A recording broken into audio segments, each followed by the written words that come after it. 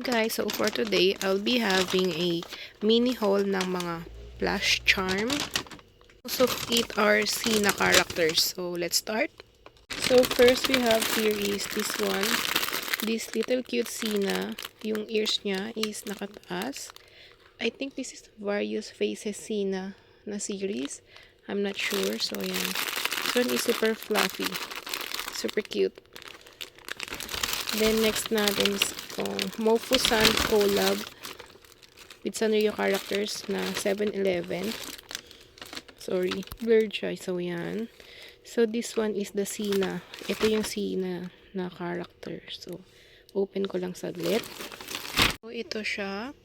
Yung canister niya is glass. And super nice ng quality ng canister niya. And also the plush inside. So, ito siya. Open natin. Super nice din ng quality niya. Super fluffy. Cinnamoroll again.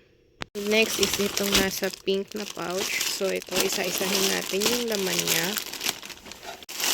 So, yan. Mixed characters to. More on Sina pa din siya. So, wait lang. Wait, ang hirap niya tanggalin. So, let's start with the Mofu Shark. Super cute. Next natin is Ebi Cinnamoroll.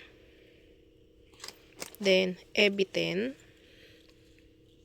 Also, Ebi. Super cute. Fluffy.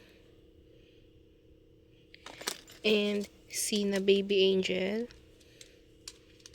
And, last one is etong Sina Mofu. So, ayan sila lahat.